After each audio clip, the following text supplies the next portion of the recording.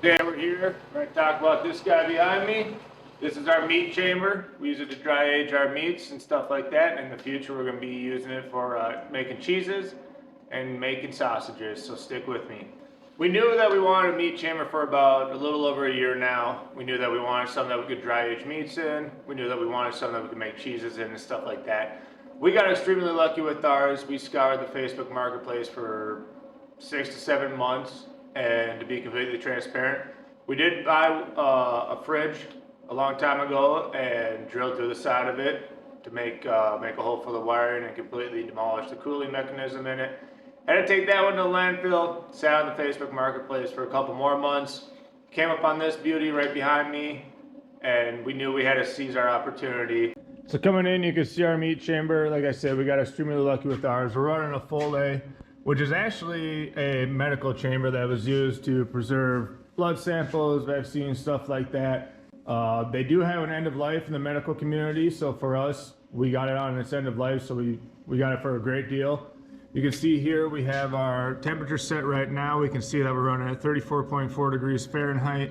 That's great. It does drop down a little bit more than I would like to in the cold winter, but I think I have a solution for that. We'll see with that. You can see here, door swings open. We got our dehumidifier down here, which we'll talk about farther in the future. And each one of these racks go ahead and slides out as well. So with that allows us easy access. And you can see that we have a pre-cut hole in the side here. That pre-cut hole will, in the future, run this wire right here to the dehumidifier. But right now, we're just running it this way to make sure that everything's set up right now and isn't going to give us any problems. We just recently did a 26-day dry age on an 18-pound ribeye roast. That turned out phenomenal. Absolutely, completely tender, gorgeous looking steaks. You'll see more pictures of those in this video. There's a couple different parameters that we're going to go through today for what we use for our meat chamber. What you use or what you find online can differ. And anything from dry aging to making cheese to making sausages, those parameters are going to change. So if you're really interested in just sticking with the dry aging stuff, today we'll talk about our parameters and what will maybe work for you and what you could use to get set up and get a meat chamber like this going. One thing to think about when you're wanting to do a meat chamber is temperature and humidity. Those are your two big parameters that you're going to want to take care of. There's also airflow.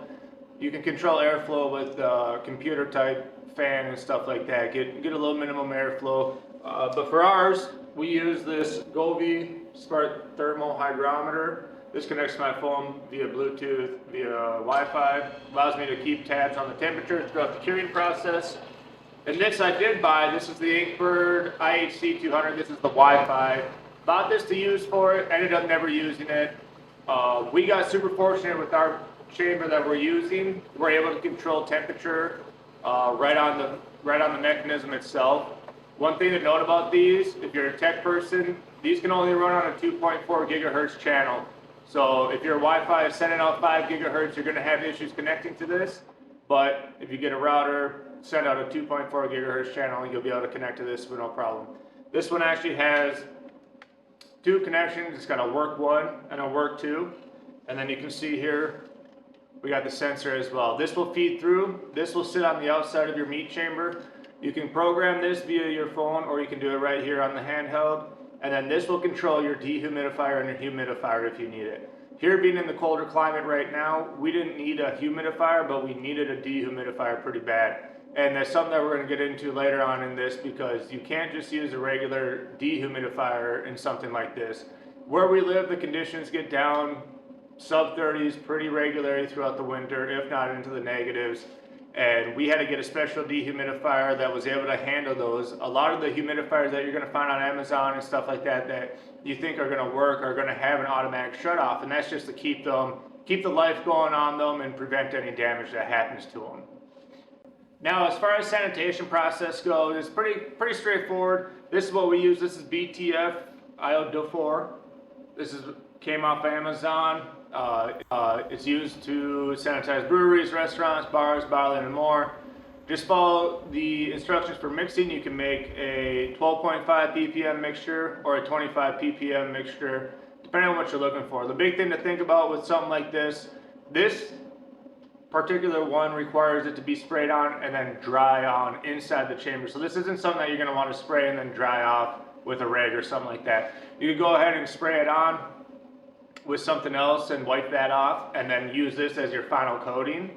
And then that'll make sure that between your ages, between your cheeses, between your sausages, whatever you want to do with your meat chamber, that'll allow you to make sure and have that peace of mind that your chamber is sanitized, what you eat out of it isn't going to get you sick or anything like that. So as we were talking about earlier, there's some parameters that you want to be mindful of when you're doing dry aging type stuff. We just most recently did an 18-pound ribeye roast.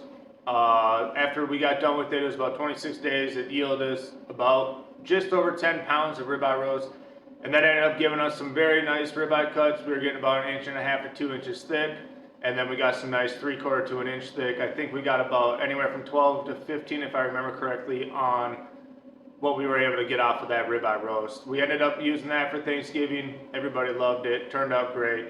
One thing that I do recommend is that if you're a big reverse sear fan or stuff like that, if you're going to dry age stuff, you're going to want to, when you go to cut it up, cut that pellicle off, you're going to want to end up having them anywhere from that 1.5 to 2 inches. Other parameters to think about, like I said, we have the dehumidifier in there right now. We have the temperature control. If you don't have a temperature control on yours, like we have on ours, that's where your Inkbird will come in. That'll kick your compressor on when you want it at the upper limit and kick it off when it's at your lower limit.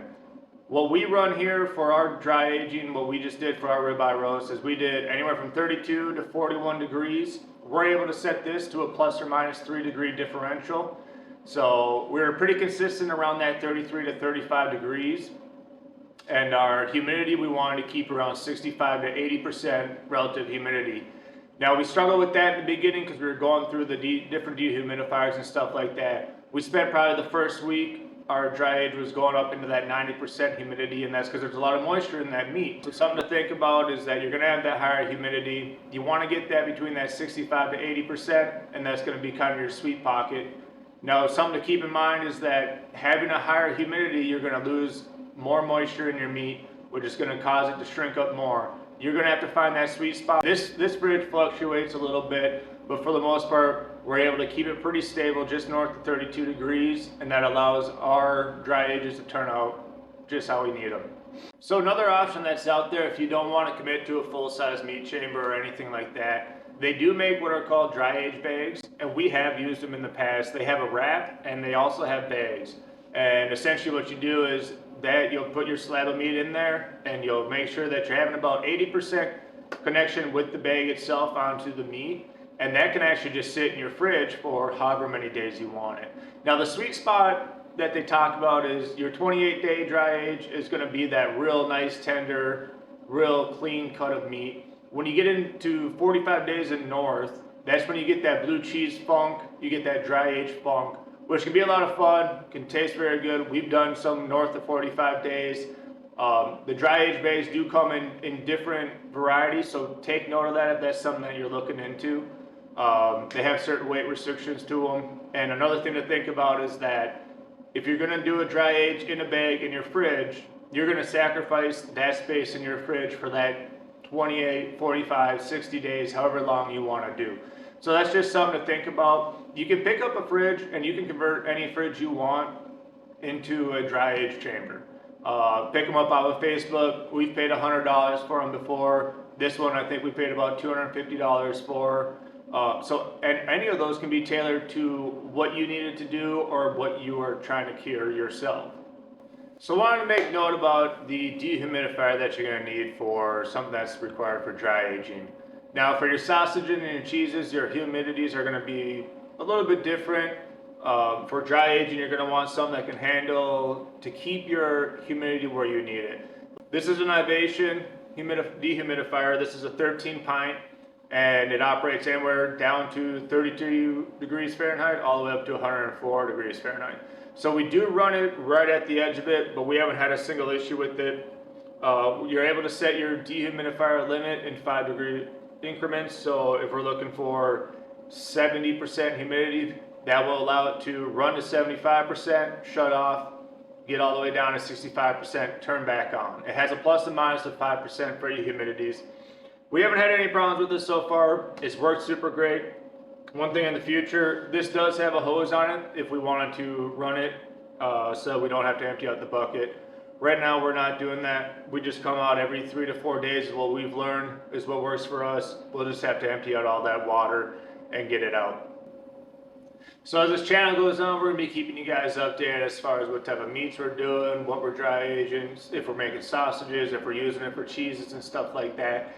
And we would love to hear from you guys. If you guys decide to give it a chance yourself, dry age bags, dry age wrap can be picked up off of Amazon. They turn out phenomenal if you want to sacrifice that fridge space, or if you decide to jump down the hole and make a full-size chamber. We'd love to hear from you. Drop a comment, drop a like, hit the subscribe. Definitely helps a growing channel, and we'll catch you guys next time.